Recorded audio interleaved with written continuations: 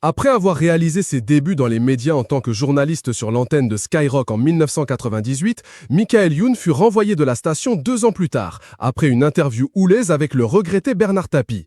Par la suite, il fut recruté par M6 pour prendre les commandes du Morning Live, qui deviendra une émission culte de la chaîne. Ayant pris la décision de quitter M6 en 2002, Michael Youn va ensuite se lancer dans une carrière de comédien, tout en réalisant lui-même ses propres films.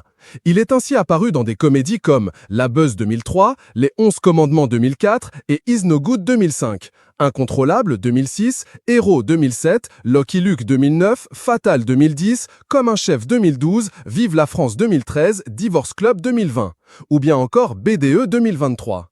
En parallèle, il mène également une carrière musicale à succès, sous le pseudonyme de son alter ego Fatal Bazooka.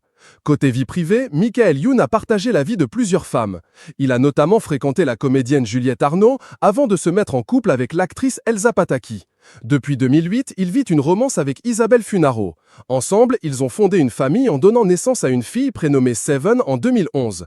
Ils ont ensuite eu un fils baptisé Stellar en 2019. Dans le cadre d'une interview récemment accordée à Guillaume Play pour le média Legend sur YouTube, Michael Youn a révélé que sa relation avec la mère de ses enfants ne fut pas un long fleuve tranquille jusqu'à présent. Il faut savoir se séparer. On s'est déjà séparés 2 fois. On se sépare, on s'engueule, on va voir ailleurs, on revient. Ça fait du bien aussi d'aller voir un peu ailleurs, de respirer, a-t-il premièrement souligné. On s'est déjà séparés 2 fois, ce n'est jamais d'un commun accord. Une fois c'était elle, une fois c'était moi. On n'était jamais d'accord, mais bon, tu subis et après on se remet ensemble. Et à chaque fois qu'on se remet ensemble, on refait un enfant, donc ce n'est pas mal, a ensuite ajouté Michael. Michael Youn. Pour rappel, le comédien avait notamment découvert l'une des infidélités de sa compagne en une d'un magazine. Je n'ai plus vraiment le droit d'en parler, ça lui fait de la peine. On est 5 dans la pièce, il y a tous les 2 et 3 cadreurs très sympathiques, on est là, on est détendu, on parle, et on fait 600 000 vues, 1 million. Après, elle est au courant, a-t-il ainsi déclaré à ce sujet.